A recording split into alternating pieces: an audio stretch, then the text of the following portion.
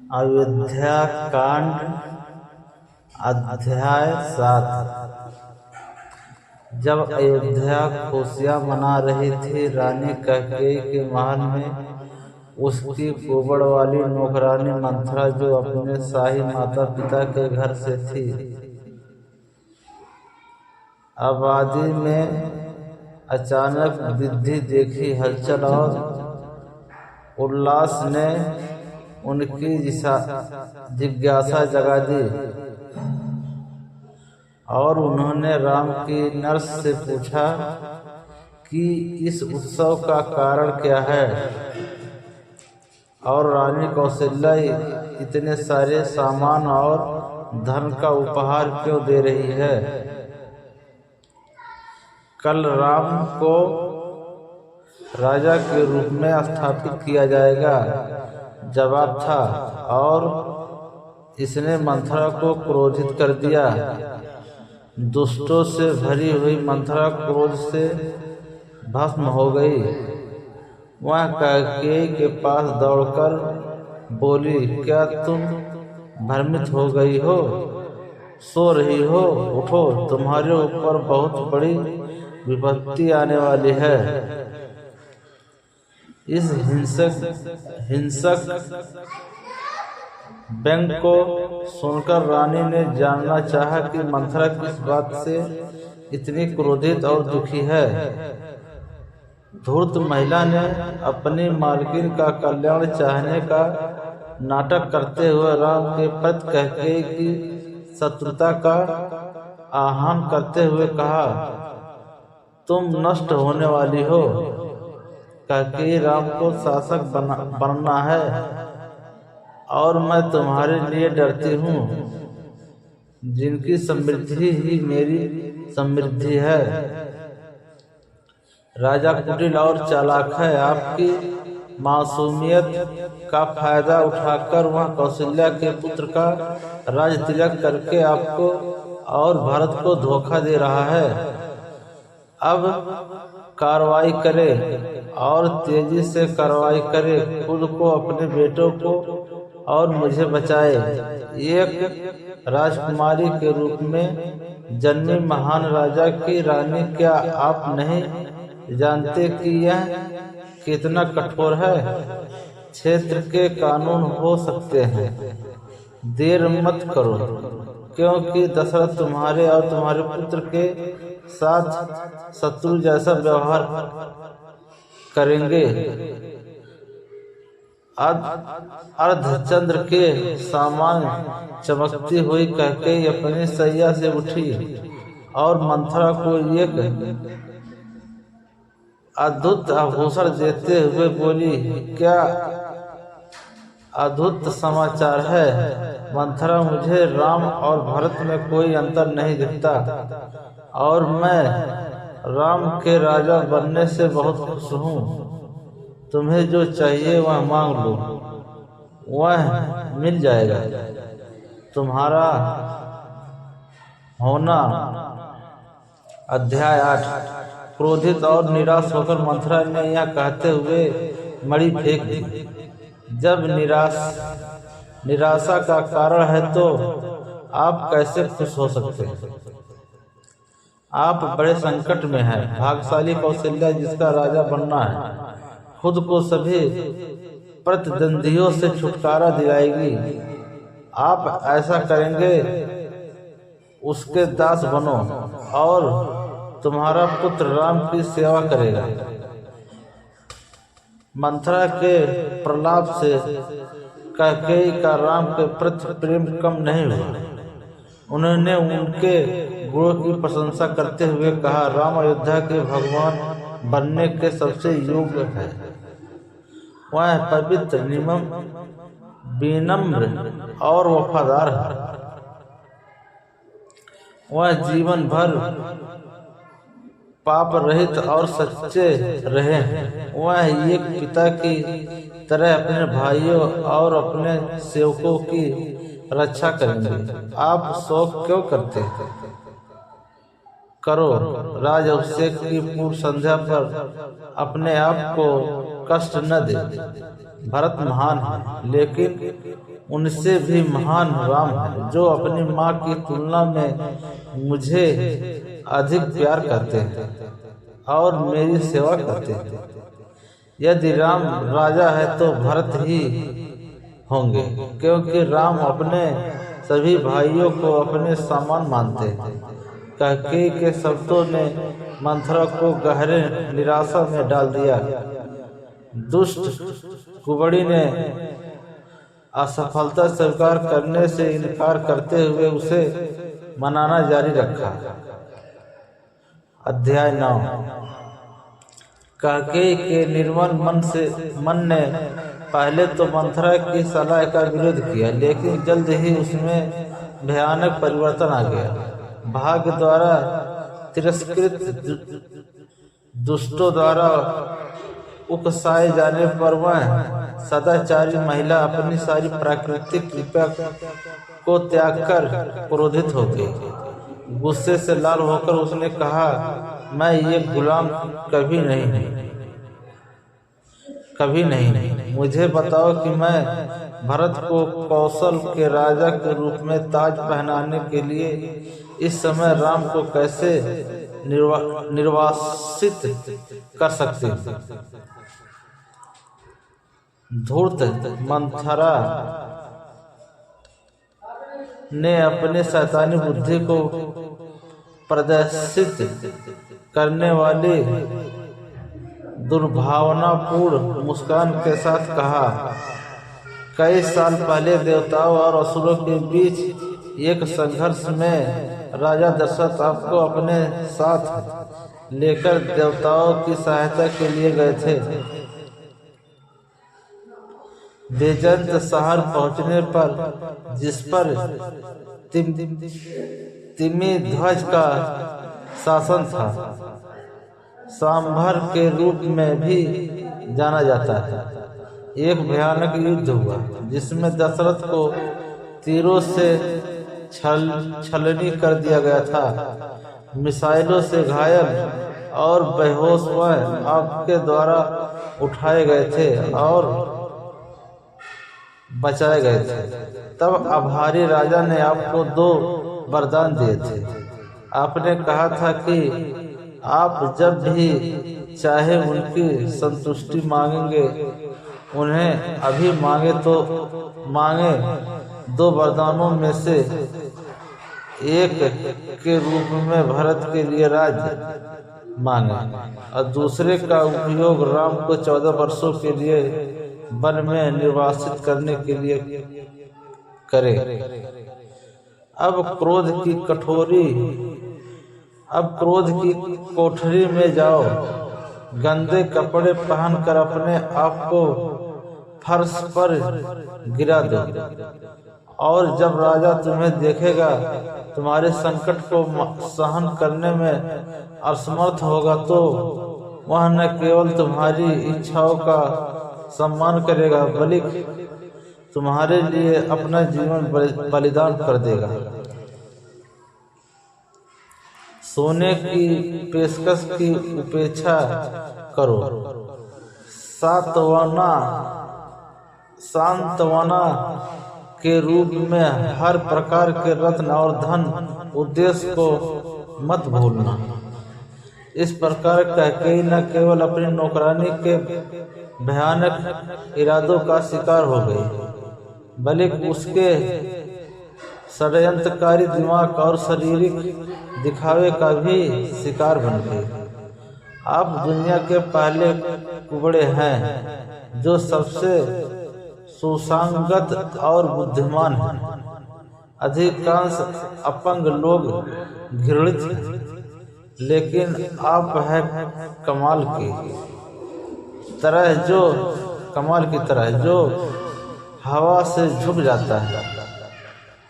एक सुंदर सोने का आभूषण आपके कुबड़ को ढक देगा और एक सोने का मुकुट आपके सिर पर बैठेगा जैसे ही भरत का राज तिलक होगा,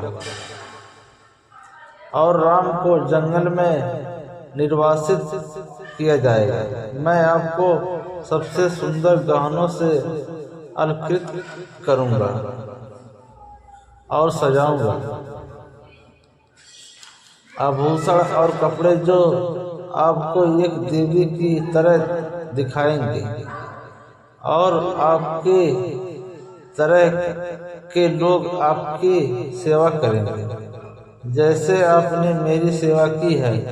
कैकेयी चापलूसी स्तुति से अभिभूत होकर मंथरा ने कहा, उठो और वह करो जो तुम्हें करना चाहिए। पानी बह जाने के बाद बांध बढ़ने का कोई फायदा नहीं। कैकेयी मंथरा को लेकर क्रोध कक्ष में चली गई।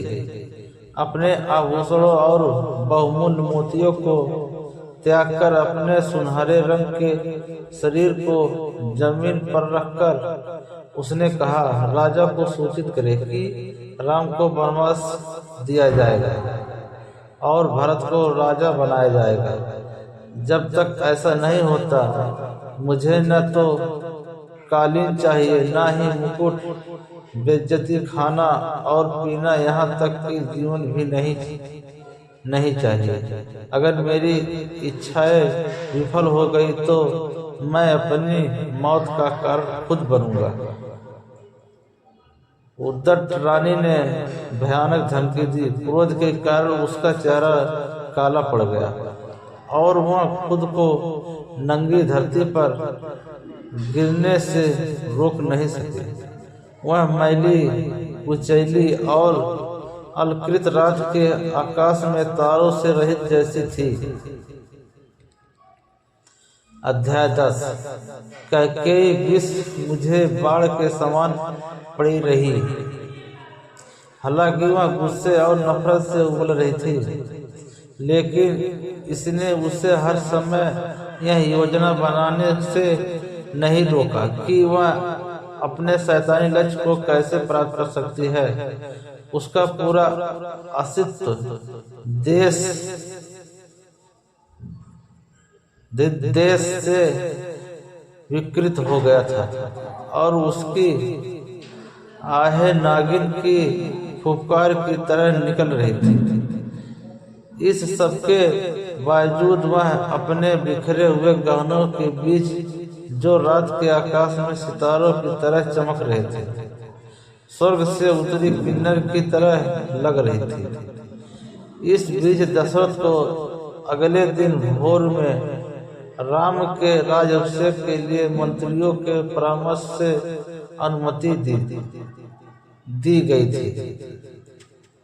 जब वह कैकेयी के साथ खुशी की ये खबरें झांसा करने के लिए उनकी तलाश में गए तो उन्हें बताया गया कि रानी क्रोध के अपने कक्ष में चली गई। यह विचार कि उसकी प्यारी पत्नी परेशान थी उसके दिल को छलने कर गया। उसने अपनी सुंदर पत्नी को फटी हुई लता की भांति असहाय अवस्था में फर्श पर पड़ा हुआ पाया। वह उसे धरती पर फेंकी गई अप्सरा के समान सुंदर, माया के समान मायावी और कैद में बंद हंस के समान वीरान लग रही थी। उसे देखकर दुख से अभिभूत होकर उसने अपनी कमल नेत्र रानी से पूछा, तुम्हें किसने चोट पहुंचाई है? किसने तुम्हें अपमानित किया है? कैकेयी बोली, और गलती करने वालों को दंडित किया जाएगा। मैं तुम्हारी खुशी से बढ़कर कुछ भी नहीं मानता, यहाँ तक कि अपने जीवन को भी नहीं। मेरा राज्य जो क्षितिज से परे फैला हुआ है और जो धन और समृद्धि से भरपूर है, उस पर आपका आदेश है। आपको बस बोलने की जरूरत है और मैं आपकी उदासी को वैसे ही दूर कर दूंगा जैसे सुबह का सूरज भोर की धुंध को दूर कर देता है। कैकेयी का हृदय खुशी से झूम उठा। वह उसकी विजय का क्षण था। अपनी परेशानी के कारण का खुलासा करने के बजाय उसने अपनी पीड़ा को बढ़ाने के लिए दिखावा जारी रखने का फैसला किया। अध्याय 11। कैकेयी के प्रति अपने जुनून के कारण कैकेयी के प्रति अपने अथाह प्रेम के चंगुल में मजबूती से फंसे हुए दशरथ को कठोर उत्तर दिया गया।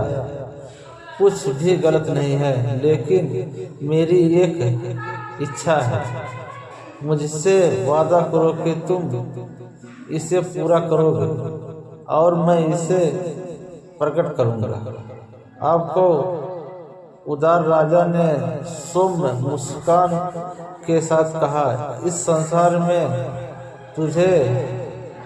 तुमसे अधिक प्रिय कोई स्त्री नहीं है और उनमें सबसे श्रेष्ठ मेरे राम से अधिक प्रिय कोई पुरुष नहीं है। उस पुत्र के नाम पर जो मेरा जीवन है, मैं क्यों जीवित हूँ और जिसके बिना मैं जीवित नहीं रह सकती। मैं आपकी इच्छाओं को पूरा करने के लिए आपको अपना सम्मान शब्द देते हैं। दुष्ट मन से प्रेरित होकर अपने विजय के क्षण को पहचानते हुए कैकेयी ने इतने क्रूर शब्दों का उच्चारण करके अपनी डरावनी योजना को प्रकट करने के लिए तैयार किया कि वे महान आत्मा दशरथ के लिए मृत्यु की घंटी की तरह बज उठे।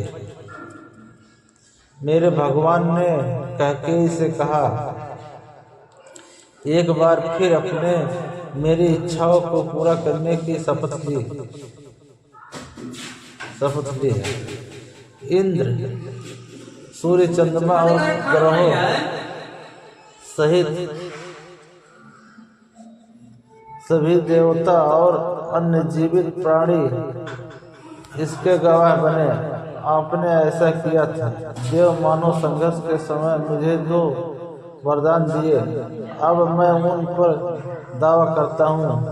यदि किसी भी कारण से आप उनका सम्मान नहीं करते हैं तो मैं जीवित नहीं रहूँगा, क्योंकि मैं अपमान का सामना करने के बजाय नष्ट हो जाना पसंद करूँगा।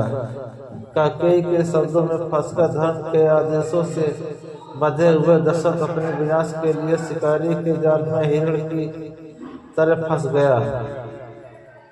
उन्होंने कैकेयी को यहाँ कहते हुए सुना, राज अभिषेक मेरे पुत्र भरत का हो और राम को 14 वर्षों के लिए छाल के वस्त्र पहनाकर दंडक वन में निर्वासित किया जाए, ताकि वो एक तपस्वी का जीवन जी सके। मुझे ये वरदान दे, अपने वचन के प्रति सच्चे रहे और अपने परंपराओं, अपने सम्मान और अपने जाति को कायम रखे। कैकेयी के शब्द सटीक और निर्णायक विनाश का कारण बने, क्योंकि वे एक महान राजा के अंत की शुरुआत साबित होंगे। अध्याय 12। कैकेयी की मांगों की क्रूरता ने दशरथ को स्तब्ध कर दिया। दुख से अभिभूत होकर उसके निर्दयी तिरस्कार के हमले को सहन करने में असमर्थ महान राजा ने एक पल के लिए अपने चारों ओर की दुनिया की सारी चेतना खो दी। धीरे धीरे और दर्द से अपनी इंद्रियों को वापस लाते हुए उन्होंने सोचा, क्या मैं सपना देख रहा हूँ? क्या यह एक तरह का पागलपन है? मेरे मन की या किसी अन्य जीवन के मेरे पिछले अनुभवों की यादें मुझे परेशान करती हैं। कैकेयी को देखकर वह ऐसा भयभीत हो गए जैसे कोई हिरणबाग को देखकर असहाय हो जाता है। उसकी जलती हुई आंखें आग उगलती हुई उसकी आत्मा में समा गई और वह बड़ी वेदना से चिल्लाया, तुम्हारे स्वभाव से अनजान और अपने खतरे को ध्यान में रखते हुए मैं तुम्हें इस महल में ले आया। मुझे विश्वास था कि तुम एक राजकुमारी हो, अनुग्रह और कुलीनता से भरपूर, लेकिन तुम अपने आप को एक साफ तेज दांत वाला और विषैला दिखाया। राम ने आपको क्या नुकसान पहुंचाया है जो आप उन्हें ऐसा दंड देना चाहते हैं? मैं कौशल्या, सुमित्रा, अपना राज्य और यहाँ तक कि अपना जीवन भी छोड़ सकता हूँ, लेकिन मैं अपने राम, मेरे भगवान जैसा पुत्र, मेरे प्रति इतने प्यारे और मेरे प्रति प्रेम और श्रद्धा से भरे हुए बेटे को कभी नहीं छोड़ सकता। अपने बुरे विचारों से छुटकारा पाए कैकेयी कोई भी आपको राम से अधिक आदर और सम्मान नहीं देगा, जो सर्वोत्तम गुणों का प्रतीक है। मैं आपसे विनती करता हूँ कि मनुष्यों में सबसे अधिक गुणवान दुनिया के प्रिय राम को राजा बनने दें। कैकेयी, मैं आपको प्रणाम करता हूँ, मुझ पर दया करो, मुझे मेरी मृत्यु के लिए मत भेजो। कैकेयी नहीं झुकी, न ही दशरथ की पीड़ा से भरी भावुक दलीलों ने उन्हें छुआ। उन्होंने उनके जिद्दी संकल्प के कवच में जरा सी भी सेध नहीं लगाई। राजा के शब्दों को बेहुदा प्रलाप के रूप में तिरस्कार पूर्वक खारिज कर दिया। पागल होकर वह दशरथ पर बरस पड़ी। उसने तर्क दिया कि अपने वादे से पीछे हटकर वह इक्ष्वाकुओं के महान राजवंश को अपमानित कर रहा है। उसने उस प्रतिष्ठित जाति के कई पूर्वजों का उदाहरण दिया। उन्होंने अपने दिए गए वचन को पूरा करने के लिए बहुत वरदान दिया था। न्यायपूर्ण या अन्यायी, अच्छा या बुरा, आप वचन का उल्लंघन नहीं कर सकते। राम के निर्वासन और भरत के राज्याभिषेक के अलावा कुछ भी मुझे शांत नहीं करेगा। यदि ये नहीं हुआ तो मैं आपकी उपस्थिति में अपना जीवन समाप्त कर लूंगा।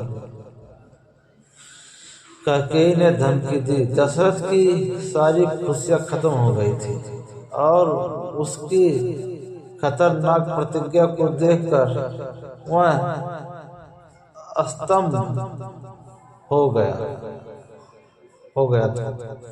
कैकेयी को जो कुछ भी क्षण पहले उसके लिए बहुत कीमती थी, उस पर अविश्वास करते हुए अपने प्रति उसके घोर तिरस्कार को महसूस करते हुए अभागे राजा ने दयनीय रूप से उसे समझाने की कोशिश की। रानी एक बार फिर राम सभी के प्रिय और मन के शुद्ध, सभी बुराइयों से रहित है। वह दान से सबसे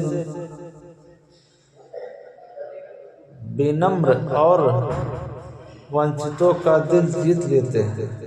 सेवा से वह अपने गुरुओं का दिल जीत लेते हैं और उनके दुश्मन उन्हें देखते ही भाग जाते हैं। परिणाम, राम ने कभी भी सबसे मधुर और सबसे प्यारे शब्दों के अलावा कुछ भी नहीं कहा। ऐसे समय में जब उन्हें दुनिया के आराध्य भगवान के रूप में स्थापित किया जाना है, उन्हें महल में रहना चाहिए, तो मैं उन्हें कैसे कष्ट दे सकता हूँ, कैसे कर सकता हूँ। वह जंगल के कड़वे और तीखे खाद्य पदार्थों पर जीवित रहता है। दशरथ ने कहा कि राम को उनकी विरासत से वंचित करने के लिए उनकी निंदा की जाएगी और एक ऐसा व्यक्ति के रूप में उनका उपहास किया जाएगा जिसने एक सन की महिला की इच्छाओं को पूरा करने के लिए मूर्खता की है। उन्होंने कहा, मुझे इस असंभव कृत्य के लिए श्राप दिया जाएगा और मुझे मृतकों की भूमि पर ले जाया जाएगा। प्रसिद्ध इक्ष्वाकु वंश को आपके शासन के तहत अपमानित होकर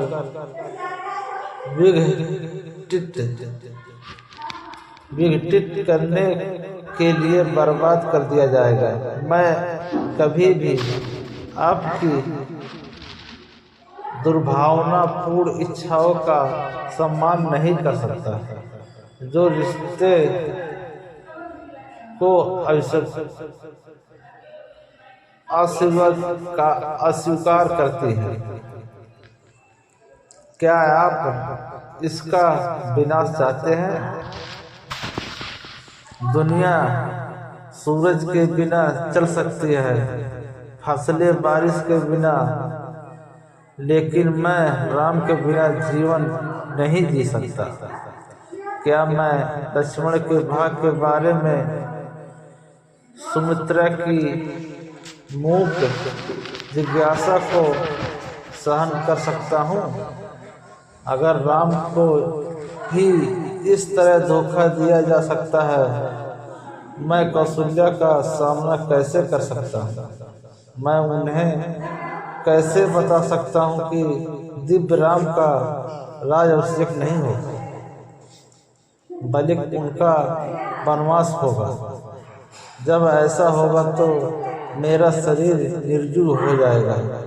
सीता को इसके बारे में पता चलने पर वह भी नष्ट हो सकती है, वंचित हो सकती है। उसकी पत्नी दशरथ की प्रार्थना अनसुनी हो गई। वह रानी जो अब तक उसकी खुशी, उसका प्यार और उसकी दुनिया थी, जिसकी उपस्थिति में बाकी सब कुछ महत्वहीन हो गया, अब उसे इतना दर्द दे रही थी। उसके प्रति उसके जुनून की पुरानी यादें उसे परेशान कर रही थी, जो अभी भी उसके धूर्त आकर्षण का बंदी था। उसकी आंखों ने उसकी आंखों में मौजूद तिरस्कार पर विश्वास करने से इनकार कर दिया। उसके कानों में उसके दुष्ट संवाद सुनने से इनकार कर दिया। उसके इंद्रियों ने उसके मन की घुटती भावनाओं को अस्वीकार करने से इनकार कर दिया। उसका शरीर, जिस पर शासन करने की कोई शक्ति मौजूद नहीं थी, तूफान के प्रकोप के कारण उखड़े हुए पेड़ की तरह जमीन पर ढेर होकर गिर पड़ा। कराहते हुए दशरथ ने कैकेयी को अपना मन बदलने के लिए मनाने की आखिरी कोशिश की। मुझे और दुख मत दो कैकेयी, मैं आपके पैर छूने को तैयार हूँ, मुझ पर दया करें। इसके साथ ही दशरथ का सुलझा हुआ शरीर रानी के सामने गिर गया, जिसने उस महान सम्राट के प्रति अपनी पहुंच से परे हटकर अपना परम तिरस्कार दिखाया ताकि वह उसे छू न सके। अध्याय 13। राजा असहाय होकर फर्श पर पड़ा रो रहा था। दोनों में से कोई भी कृत्य एक महान सम्राट का नहीं बन रहा था, लेकिन कैकेयी जो अभी तक अपने उद्देश्य को प्राप्त नहीं कर पाई थी, उसे न तो दुनिया की राय का डर था और न ही उसकी परवाह थी। उसने दशरथ से पूछा, महाराज, आपने हमेशा सत्य को कायम रखने और अपने वादों का सम्मान करने में गौरव महसूस किया है। अब आप मुझे मेरा वचन देने से इनकार क्यों करते हैं? अपनी रानी के बेशर्म परिहास पर क्रोध में कांपते हुए दशरथ ने कहा, दुष्ट स्त्री, तुम मेरी शत्रु हो और मुझे मृत्यु दिलवाएगी। मैं स्वर्ग में देवताओं से क्या कहूँ जब वो मुझसे मेरे द्वारा किए गए गलत कार्यों के बारे में पूछेंगे। राम, क्या मुझे बताना चाहिए? कहो कि मैंने तुम्हारी इच्छा को पसंद करने के लिए ऐसा किया है, और अब मैं राम को क्या बताऊं कि राजअभिषेक नहीं होगा, बल्कि उनका निर्वासन होगा। जो मैंने पहले उनसे किया हुआ वादा झूठा साबित कर दूं? मैं उस पुत्र से कैसे अलग हो सकता हूँ, मेरा जिसके लिए मैंने इतनी तीव्रता से और कई वर्षों तक कामना की थी।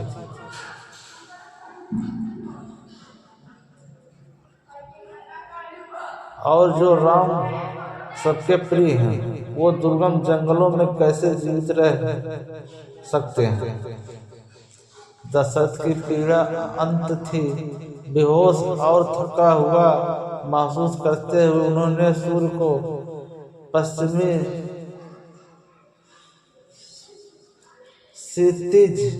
क्षितिज में डूबते हुए नहीं देखा, पूरब से पश्चिम में डूबते हुए नहीं देखा, जिससे दुनिया अंधेरे में डूब गई। रात के आकाश को अलकृत करने के लिए तारे निकले और चंद्रमा ने अपनी चमक बिखेरी, लेकिन दशरथ को आकाशीय प्रदर्शन में कोई सांत्वना नहीं मिली। उन्होंने रात को पुकारा ताकि सुबह न हो, क्योंकि वह चेहरों को देखना सहन नहीं कर पा रहे थे। कैकेयी की जिसने उनके लिए इतना अनकहा दुख लाया था, अपनी पीड़ा और उसे दोबारा देखने की इच्छा से इनकार करने के बावजूद दशरथ, जो अभी भी उसके आकर्षण का कैदी न था, न तो उसे मना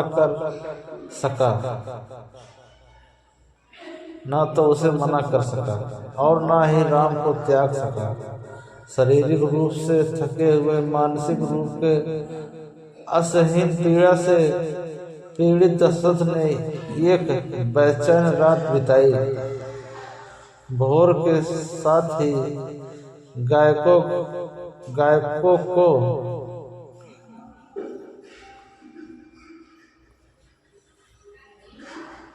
द्वारा गाए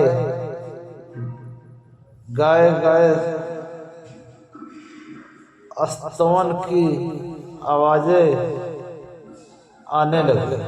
घटित दुर्भाग्यपूर्ण घटनाओं के सामने वे महत्वहीन हो गए। दशरथ, जिनके लिए स्तुतियों का मतलब एक काकर्ष शोर के अलावा कुछ नहीं था, न उन्हें चुप रहने का आदेश दिया गया। जय श्री राम। वीडियो को लाइक सब्सक्राइब कमेंट जरूर करें और वीडियो को ज़्यादा से ज़्यादा शेयर करें और बताएं कि वीडियो कहाँ से देख रहे हैं, क्योंकि हमारे यही मेहनत का फल है।